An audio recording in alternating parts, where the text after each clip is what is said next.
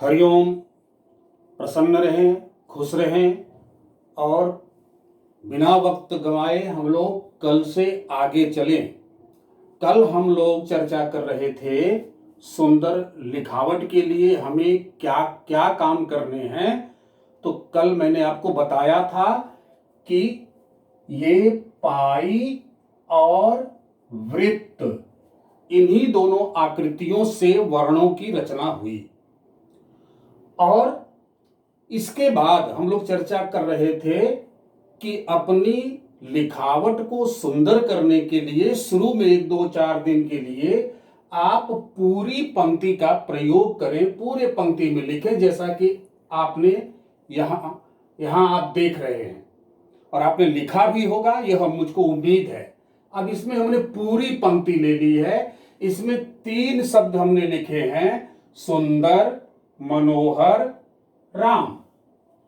और इसी शब्दों को ठीक इसके नीचे भी हमने लिखा है। तो इसमें आप देखिएगा, जैसा कल मैंने बताया था आपसे कि इसके इस लाइन में, जिस लाइन में आप लिखते हैं उसके 3 हिस्से या 3 हिस्से का प्रयोग करके हमेशा हमको इसी तरीके से लिखना है। अब इसमें और इसमें आप अंतर देखिएगा तो आपको कोई विशेष अंतर नहीं आएगा, केवल ये बड़ा है और ये थोड़ा सा छोटा नजर आएगा। अब जब इसका अभ्यास हम लोग कर लेंगे तब हम लोगों को क्या करना है, तब हम लोगों को वाक्य लिखने हैं। तब हम लोगों को वाक्य लिखने हैं। यहां आप देखिए, मैंने एक वाक्य लिखा है कि अनुशासन का पालन करना है। क्या वाक्य लिखा कि अनुशासन का पालन करना है। प्रश्न उठेगा क्यों? तो उत्तर क्या होगा? उत्तर होगा कि अनुशासन ही देश को महान बनाता है। ये 2 स्टेप पर अगर निरंतर आप कार्य करेंगे तो आप निश्चित रूप से सुंदर लिखेंगे। अब दूसरा एक और सवाल आता है कि सुंदर तो हम लिखना हमको आ गया, मान लीजिए, तो सुंदर हम लिखते हैं मगर अशुद्ध लिखते हैं, तब फिर उस लेखन का क्या मतलब है? तब तो उस लेखन का कोई मतलब नहीं है। तो शुद्ध कैसे लिखें? भाषा की क्या परिभाषा है कि हम अपनी अभिव्यक्ति को बोलकर, लिखकर, शुद्ध शुद्ध बोलकर, शुद्ध शुद्ध लिखकर अभिव्यक्त करते हैं। तो हमें सुंदर लिखना ही नहीं आना चाहिए, बल्कि सुंदरता के साथ साथ शुद्धता का भी ध्यान आपको रखना होगा। आखिर हम शुद्ध कैसे लिखेंगे, इसके लिए हम क्या करें? तो उसके लिए आपको कल हमने जिक्र किया था, ये मंत्र है सुंदर लिखने का कि पाई वृत्त का ख्याल करिएगा, पाई को एकदम सीधी रखिएगा और जो वृत्त के भाग हैं अक्षरों में उसको उसी तरीके से लिखिएगा तो सुंदर गोल गोल अक्षर आपका हो जाएगा। अब है कि वो शुद्ध कैसे लिखें। तो शुद्ध लिखने के लिए एक महामंत्र का प्रयोग करना होगा आपको। और ये महामंत्र क्या है, आप देख लीजिए, आपके सामने है। ये महामंत्र ध्यान दीजिएगा।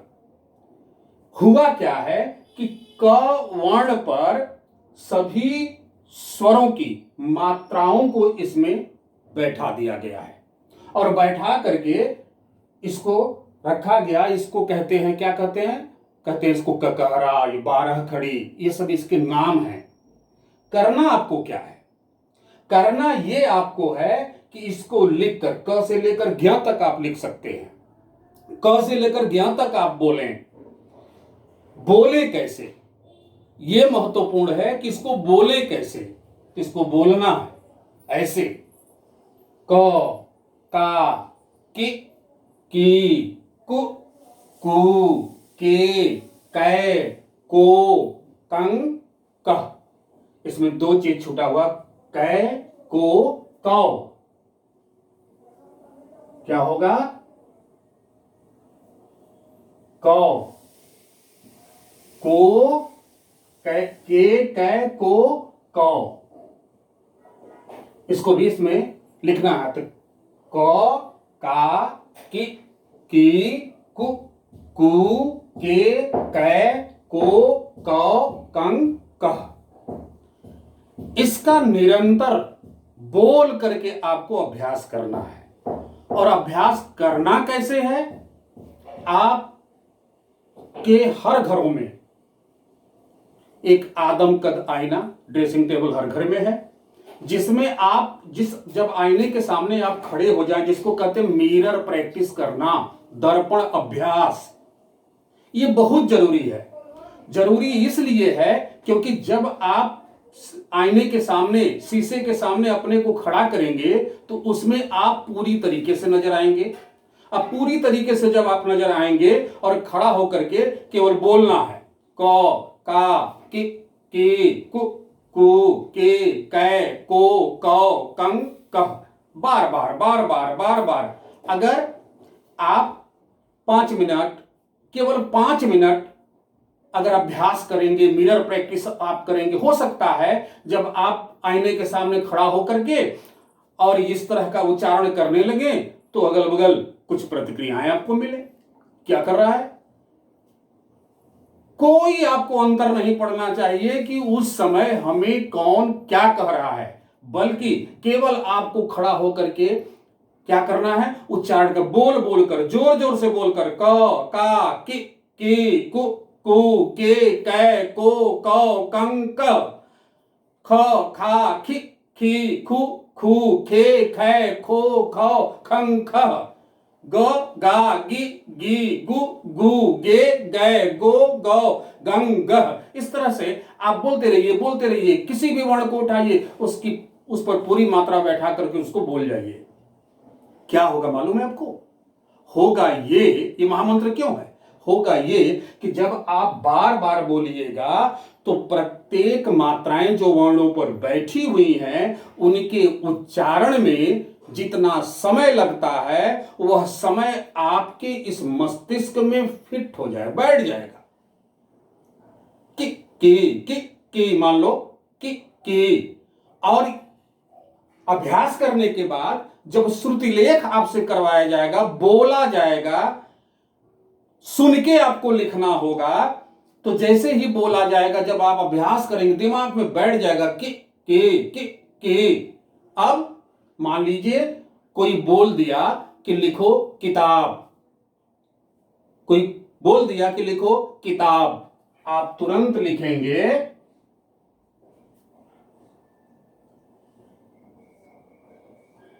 इस तरह से, आप लिखेंगे किताब। आपने क्यों शुद्ध लिखा? बोलने वाला क्या बोला? किताब। आपके मन में मात्राओं का समय बैठ चुका है। आपका मस्तिष्क सूचित करेगा कि इसकी का जो उच्चारण है वह जल्दी से किया गया है, अर्थात इस पर ह्रस्व मात्रा का प्रयोग किया गया है, दीर्घ मात्रा का प्रयोग नहीं किया गया है। तो उसी तरीके से चाहे जिन मात्राओं को लगा करके आपके सामने शब्द बोले जाएंगे श्रुतिलेख के माध्यम से, तो आपसे कदापि गलती नहीं होगी। और इसलिए शुद्धता के लिए इससे बड़ा कोई मंत्र नहीं, इसीलिए इसको महामंत्र बार बार हम कह रहे हैं, इसको ये महामंत्र है। और आपको कोई फर्क नहीं पड़ना चाहिए जब आप इसका मिरर प्रैक्टिस कर रहे हैं, कोई फर्क आपको नहीं पड़ना चाहिए कि उस समय आपको कौन क्या कह रहा है। आपको अपने को शुद्ध करना है, शुद्ध लिखना है और शुद्ध बोलना है, सिर्फ इतना काम करना है। अगर शुद्ध लिखना और शुद्ध बोलना जान जाएंगे और इन आकृतियों के आधार पर आप लेटर लिखना जान जाएंगे तो सुंदर के साथ साथ आप शुद्ध भी लिखेंगे। यह एकदम कड़वा सच है, केवल आपको अभ्यास की जरूरत है। मैं चाहता हूं आप इसको अभ्यास करें, 2 दिन, 4 दिन, 5 दिन, 10 दिन, और लिखते जाएं और इसको बोल बोल के अभ्यास करते जाएं। 15वें दिन निश्चित रूप से आप सुंदर भी लिखेंगे और शुद्ध भी लिखेंगे। इसके अलावा लिखावट के लिए और क्या जरूरी है उसकी चर्चा किसी और वीडियो में करेंगे। आज इतना आप अभ्यास कीजिए, यह गृह कार्य है, आप इतना अभ्यास कीजिए, अब करके देखिए कि कैसा आप में जादुई परिवर्तन होता है। निश्चित रूप से हैरत अंगेज हो जाइएगा, इसमें कोई शक शुबहा मत कीजिए, बस केवल और केवल अभ्यास कीजिए, लिखने का भी, बोलने का भी। इस तरह से फिर कोई और बात इससे संबंधित जो होगी उसको लेकर किसी और वीडियो में आएंगे। तब तक के लिए धन्यवाद।